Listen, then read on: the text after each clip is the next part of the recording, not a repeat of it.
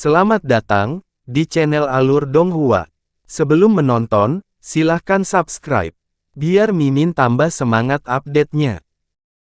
Pria berjubah bordir itu menggelengkan kepalanya. Saya sudah melihat Kapten Zhang dan Nyonya Liu bersaudara. Jika saudara Han tidak ada di sini, kami akan menggunakan salah satunya, tetapi sekarang kami memiliki kandidat yang lebih cocok. Kami harus membuat pilihan yang lebih dapat diandalkan. Lagi pula, dia menyelesaikan lapisan ketiga seni Vajra, dia tidak perlu takut dari serangan alat roh tingkat rendah, dan kekuatannya yang luar biasa akan membuatnya lebih cocok untuk perjalanan itu. Jika kita mengambil orang lain, kemungkinan kekalahan akan lebih besar. Jika kita mengejutkan penjaga binatang iblis itu, kita tidak akan mendapat kesempatan kedua. Nyonya, mungkinkah Anda tidak ingin Junior Pan mencapai formasi inti? Nyonya Fang menghela nafas dan dia berkata dengan nada tidak berdaya. Kata-kata senior Qin masuk akal. Bahkan jika orang ini memiliki potensi sebanyak Old Fire, saya merasa formasi inti Kiner akan memiliki potensi yang jauh lebih besar. Pria berjubah bordir itu merasa lega dan dia tersenyum. Nyonya Fu adalah orang yang cukup bijaksana. Pecahnya gelombang binatang buas ini berubah menjadi peluang luar biasa. Tampaknya penjaga binatang iblis itu tidak melibatkan diri. Ketika saatnya tiba, kita mungkin bisa melarikan diri dari mereka. Makanya walaupun kita butuh body refiner, dia belum tentu dibutuhkan. Selama masalahnya berhasil, saya tidak akan memperlakukannya dengan tidak adil dan memastikan dia tidak menyimpan dendam terhadap Anda. Kekuatan sihir immortal Qin cukup kuat. Setelah Anda mendapatkannya, seharusnya tidak ada masalah di formasi inti. Di masa depan, saya harap Anda akan menjaga putra saya. Ketika itu dikatakan, dia tersenyum. Pria itu melirik pemuda berjubah biru dan dengan hangat berkata, "Hehe, bakat Junior Pan tidak kalah denganku. Jika saya dapat mencapai formasi inti, Junior seharusnya tidak memiliki masalah dengan item yang ada di tangan. Nyonya harus merasa nyaman." Pan Qing memberi hormat kepada saudara seniornya dengan ekspresi yang dalam dan mengucapkan kata-kata terima kasih. Adapun pasangan yang duduk di sebelah pria berjubah bordir, mereka saling memandang dengan senyum penuh pengertian. Selama ini, suasana di aula menjadi agak bersahabat. Han Li tidak mungkin mengetahui bahwa kontak pertamanya dengan manusia di alam roh telah melibatkannya dalam sebuah skema. Tidak diketahui apakah dia dikutuk oleh surga atau hanya bernasib buruk. Jika dia tahu tentang masalah ini, dia akan mendapati dirinya tidak tahu apakah harus tertawa atau menangis. Beberapa manusia biasa dan kultivator pendirian yayasan berpikir untuk menggunakan dia, seorang kultivator transformasi dewa. Mereka sangat ceroboh. Bahkan tanpa kekuatan sihirnya, dia memiliki metode untuk membunuh mereka dengan mudah. Tetapi karena dia disimpan dalam kegelapan dan berniat untuk tetap bersama perusahaan Timur Surgawi, dia meninggalkan halaman dan pergi menemui pria besar yang terluka itu. Tidak lama kemudian, Han Li ditunjuk sebagai orang kedua, tetapi ada orang lain yang tidak yakin. Tetapi ketika Han Li mengungkapkan sebagian dari kekuatannya yang luar biasa, dia membuat mereka khawatir dan membuat mereka diam. Karena Han Li diberi kamarnya sendiri, dia tidak perlu berbaur dengan yang lain. Pada hari-hari berikutnya, dia mulai memahami mantra untuk lapisan kelima dari seni Vajra. Menurut seni Bright Jade, akan jauh lebih mulus jika dia bisa berkultivasi menggunakan kekuatan sihir yang ada di tubuhnya. Tapi sekarang, dia harus mengolah seni Vajra dengan menanamkan ki spiritual ke dalam tubuhnya. Dia tidak punya pilihan selain membiasakan diri dengan metode aneh ini sebelum memulai kultivasinya. 3 hari kemudian, Han Li meninggalkan penginapan dan menghilang setengah hari. Selain mereka yang memiliki mata tajam, kebanyakan orang tidak menyadari bahwa Han Li telah pergi. Tetapi pada hari ke-7, Han Li sedang duduk bersila di tempat tidurnya ketika dia tiba-tiba mendengar bel besar berdentang dari luar kamar. Suara keras berdengung dan samar-samar mengguncang penginapan. Han Li membuka matanya karena terkejut.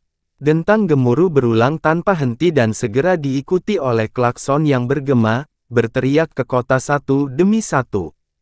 Han Li mengerutkan kening dan berjalan keluar tanpa kata. Halaman barat sudah beraksi. Para penjaga dan kavaleri berjalan keluar dari kamar mereka dengan senjata dan baju besi di tangan. Ekspresi mereka berkisar dari kegembiraan hingga ketakutan dan kekhawatiran. Saat suara-suara panik terdengar di halaman, Zhang Kui berjalan dengan ekspresi sedingin es dan dengan keras menegur, "Apa yang perlu panik? Itu hanya gelombang binatang buas.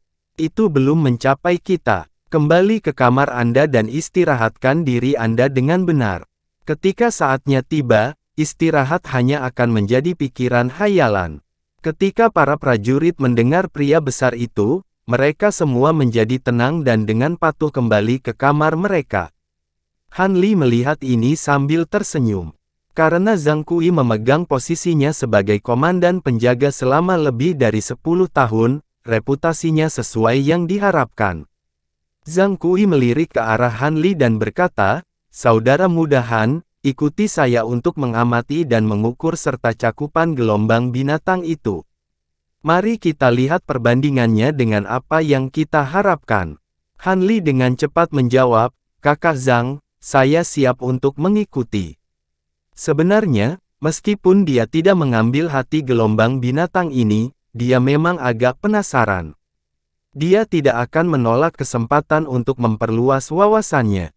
Ketika keduanya berjalan ke jalan di luar penginapan, dia menemukan ada sesuatu yang tidak beres. Jalanan yang ramai menjadi sepi.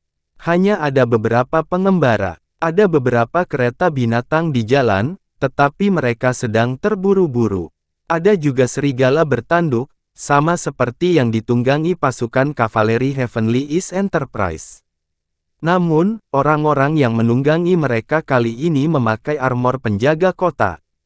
Mereka bergegas melewati kota, dengan lantang mengumumkan darurat militer di kota, akibat gelombang binatang buas yang akan datang. Mereka tidak hanya menyusun penyulingan tubuh dan tentara, tetapi manusia biasa harus tetap tinggal di tempat tinggal mereka. Jika mereka berada di luar dan menghalangi upaya melawan gelombang binatang, mereka akan segera dieksekusi. Ketika Han Li dan Zhang Kui mengendarai dua serigala bertanduk ke tembok terdekat, ada seorang pria besar berjubah ungu berdiri di puncak menara paling selatan di kota. Dia melihat keluar jendela dengan satu tangan menekannya dan tangan itu dipegang di belakang punggungnya. Dia diam-diam melihat ke kejauhan dengan ekspresi cemberut. Tiba-tiba, pintu kamarnya terbuka dan seorang prajurit yang mengenakan baju besi tulang biru dengan cepat masuk. Dia berlutut di belakang pria berjubah biru dan dengan lembut melaporkan, "Tuan Kota, kami telah memverifikasi bahwa binatang-binatang itu berkumpul dalam 3 gelombang, serigala Azure dari Jade Grassland, Crimson Python dari Blacktomb Mountain, dan Leocon Beast." Pria besar berjubah ungu itu menghela nafas dan dia dengan cemas berkata, "Jadi ini adalah serangan dari 3 jenis binatang buas. Sangat merepotkan. Jika mereka adalah binatang lain, itu akan baik-baik saja, tetapi serigala biru dan ular sanca merah hanya bergabung dengan gelombang binatang setiap 300 tahun. Belum lagi jumlah yang mencengangkan ini, Leocon Beast juga akan membuat segalanya lebih merepotkan. Mereka akan menyerang titik terlemah kota kita.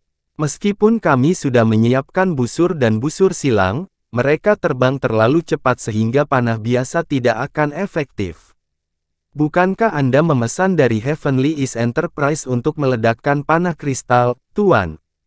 Kita pasti bisa bertahan melawan mereka. Selain itu, kami memiliki kultivator yang membantu kami. Mereka akan menjadi kekuatan yang kuat untuk mempertahankan langit.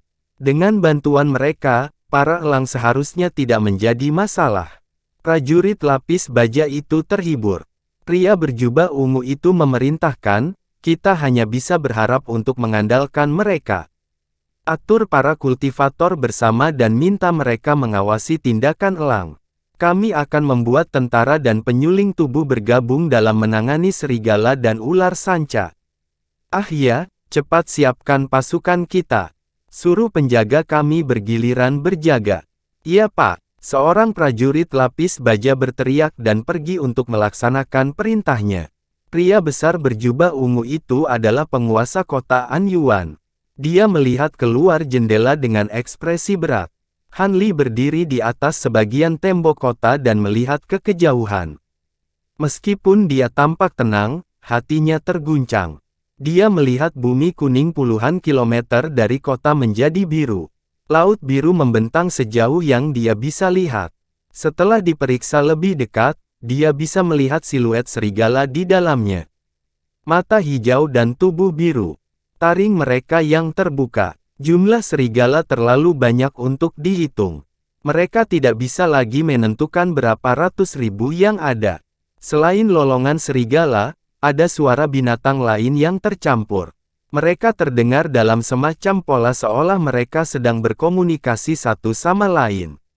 Wajah Zhang Kui menjadi agak pucat, tetapi dia mengepalkan tangannya dan bergumam, untungnya, binatang yang paling umum adalah serigala biru. Jika kita bertemu dengan serigala merah, kuning, atau bahkan perak langka, saya khawatir kota Anyuan tidak akan mampu bertahan dari gelombang binatang buas. Serigala perak. Ketika Han Li mendengar ini, sesuatu tiba-tiba muncul di benaknya. Dalam keterkejutannya, pria berbekas luka itu menjelaskan, apakah kakak Han belum pernah melihat serigala perak sebelumnya? Mereka beberapa kali lebih sulit ditangani daripada serigala lainnya. Serigala perak biasa cocok untuk selusin serigala biru. Dalam gelombang binatang terakhir, saya cukup beruntung untuk melihat beberapa dari mereka. Ketakutan mereka masih segar dalam ingatan saya. Han Li merasakan hatinya bergolak. Ketika dia mendengarnya menyebut serigala perak, dia langsung teringat pada Silvermoon. Dia adalah serigala perak raksasa yang berasal dari klan serigala bulan perak. Mungkin serigala perak itu dari klan yang sama. Tapi terlepas dari apakah ini benar, tidak ada gunanya baginya di alamnya saat ini. Dia hanya bisa mengesampingkan pikiran itu di benaknya. Zhang Kui dengan sungguh-sungguh berkata, jika itu hanya serigala biasa, kita tidak perlu takut dengan tembok tinggi kita, tapi sayangnya, mereka dipimpin oleh binatang iblis tingkat rendah yang cerdas. Mereka juga dicampur dengan binatang buas varian yang setengah jalan untuk menjadi binatang iblis. Sementara varian binatang tidak memiliki kemampuan yang tak terbayangkan sama seperti binatang setan, mereka masih jauh lebih menakutkan daripada binatang biasa. Ukuran, kekuatan, dan keganasannya jauh melebihi jenis biasanya. Paling tidak, body refiner kelas rendah biasa tidak akan mampu melakukannya sendirian. Betapa merepotkan. Apakah ada banyak varian monster di gelombang ini? Zhang Kui merenung sebentar dan dengan ragu berkata, ada sekitar 1 varian binatang buas dalam 1000. 1000.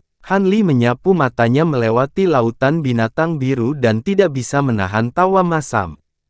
Bahkan jika dia tidak bisa menebak jumlah mereka, setidaknya jumlahnya jutaan.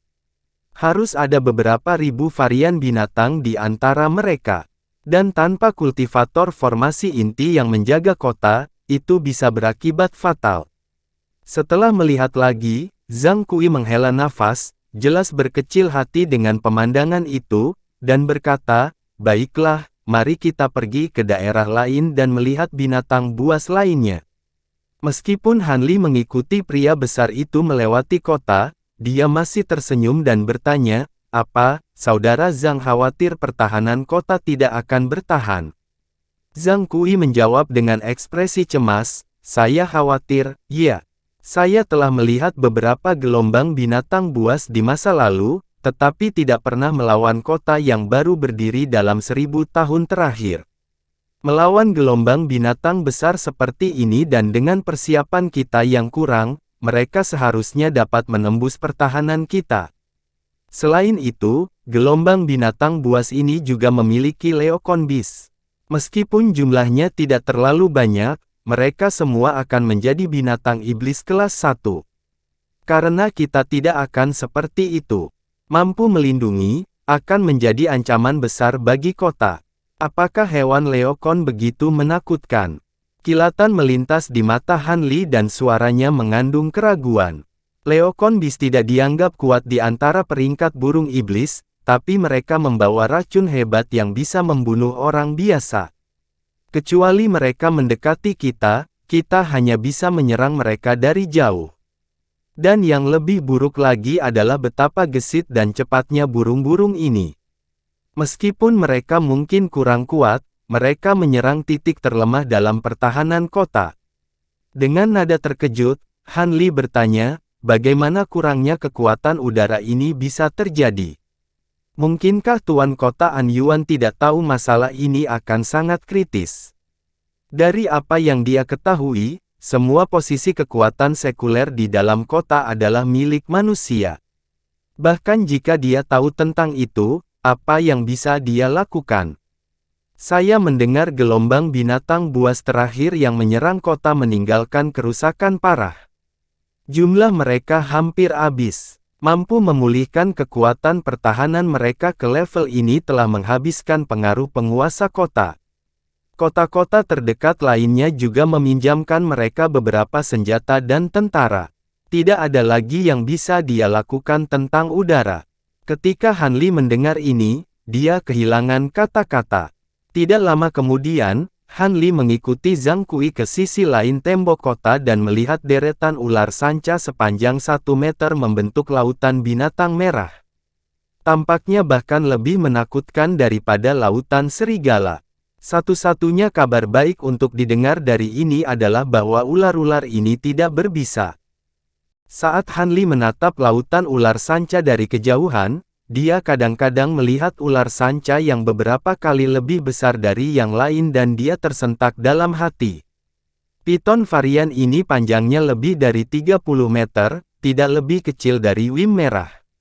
Mereka bisa dengan mudah melahap seorang. Dan karena timbunan ular sanca merah lebih besar dari serigala biru, wajar saja akan ada lebih banyak varian. Setelah melihat dua hewan buas ini, Han Li merasa menyesal karena tidak bisa melihat Leokon Beast. Menurut apa yang dikatakan Zhang Kui, elang-elang itu bertengger di tempat tersembunyi. Mereka tidak akan menunjukkan diri sampai tiba waktunya untuk menyerang. Saat Han Li melihat ular piton yang jauh, dia tiba-tiba bertanya, mengapa para penimbun binatang itu tidak melancarkan serangan mereka? Para penimbun binatang dipimpin oleh binatang iblis yang cerdas. Mereka tidak akan menyerang kita atas kemauan sendiri. Mereka pasti akan bekerja sama dengan dua penimbunan iblis lainnya dalam serangan bersama dan menekan pasukan kita. Biasanya, hal seperti ini hanya akan terjadi di lain hari. Ayo pergi. Kita perlu memimpin tentara perusahaan Timur Surgawi ke pusat kota untuk mempersiapkan pesanan. Jika kita cukup beruntung untuk membuat terobosan atau memahami sesuatu, mungkin ada baiknya kita menempatkan diri kita dalam bahaya. Zhang Kui tertawa dingin dan membawa Han Li kembali ke penginapan. Seperti yang diharapkan, para penjaga di penginapan telah menerima perintah dari kota An Yuan dan bersiap untuk pindah. Mereka sudah berkumpul bersama. Para pembudidaya sekte giok emas dimintai kehadiran mereka lebih awal dan sudah pergi. Tanpa ragu-ragu, Zhang Kui segera berteriak dan memerintahkan 200 tentara perusahaan Timur Surgawi untuk bergerak, berbaris keluar dari penginapan dengan tampilan yang kuat. Ketika mereka tiba di jalan, mereka melihat pasukan pribadi dan penyuling tubuh menuju ke arah istana, tetapi sebagian besar kelompok ini tidak sebesar atau sekuat perusahaan Timur Surgawi. Jumlah mereka berkisar antara 5 atau 6. Saat Han Li bepergian bersama dengan yang lain, mereka menarik sedikit perhatian, terutama dengan 50 serigala bertanduk. Lagi pula, serigala bertanduk adalah salah satu dari banyak binatang buas yang dijinakkan oleh manusia di alam roh.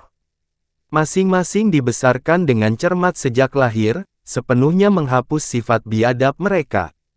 Karena dapat menunjukkan kekuatan yang lebih besar ketika bergabung dengan pasukan kavaleri, harga mereka sangat tinggi.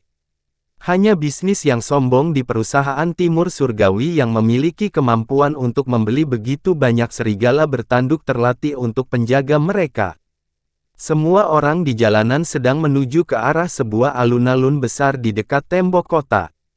Kota itu menghadapi timbunan serigala biru. Puluhan ribu orang kuat dengan tangan kosong, beberapa pasukan berseragam, dan penyuling tubuh yang tersebar sudah berkumpul bersama. Bahkan ada beberapa serigala bertanduk di sana, tetapi jumlah mereka tidak cocok dengan pasukan kavaleri perusahaan Timur Surgawi. Di sekeliling alun-alun ada beberapa penjaga kota An Yuan bersenjata lengkap. Seorang pria parubaya berarmor perak berdiri di ujung lain alun-alun. Dia berbicara dengan seorang sarjana Konfusius dan seorang biksu Buddha di sisinya. Ketika Han Li melihat orang ini, dia mengenalinya sebagai petugas yang dia lihat sedang mengawasi gerbang. Cendekiawan dan biksu adalah dua kultivator yang memeriksa pasukan mereka. Pria parubaya berbaju perak itu memiliki semacam keterampilan untuk tetap berada di belakang keduanya. Pada saat itu, pria berbaju besi perak itu menyadari bahwa cukup banyak orang yang berkumpul dan dia melambaikan tangannya. Para prajurit di belakangnya meraung, mengucapkan serangkaian perintah yang sudah disiapkan. Urutan pertama adalah mengatur divisi pasukan kavaleri. Setelah itu, sekelompok kereta kura-kura darat menyerbu ke alun-alun, membawa sejumlah besar senjata dan beberapa baju besi. Mereka mulai membagikannya kepada orang-orang kuat. Adapun para penyuling tubuh, mereka tidak memegang senjata umum di mata mereka dan mereka berdiri di tempat dengan tatapan terpisah. Untuk saat ini, pasukan pribadi seperti Han Li dan satu-satunya penyuling tubuh tetap berada di samping. Kemudian, pasukan pribadi dan penyuling tubuh dibuat bingung oleh teriakan panjang serigala di luar kota. Mereka bergema dengan keras. Han Li menyipitkan matanya saat mendengar ini. Ribuan lolongan serigala membumbung tinggi di langit seperti gemuruh guntur. Penghalus tubuh lebih baik hanya dengan perubahan ekspresi, tetapi rakyat jelata merasa kewalahan saat teriakan memenuhi dunia. Tapi itu hanya awal. Mereka segera mendengar desisan dan teriakan burung aneh dari arah lain. Meskipun suara-suara ini tidak sekuat lolongan serigala, tetap membuat orang-orang merinding. Pada saat itu, gong terdengar dari semua tembok kota pada waktu yang hampir bersamaan. Suara seorang pria kemudian memenuhi udara. Itu tidak terlalu keras, tapi sampai ke telinga semua orang di alun-alun. Hati-hati, binatang buas sudah mulai bergerak. Itu adalah transmisi suara yang datang dari kultivator pendirian yayasan berjubah abu-abu yang mengendarai pedang terbang. Tampaknya ada kultivator terbang lain yang memberikan peringatan di berbagai distrik kota. Tiba-tiba, keributan terjadi di kota An Yuan dan regu tentara yang menganggur beraksi. Mereka segera memanjat tembok, menjaga balista, dan mempersiapkan diri untuk berperang.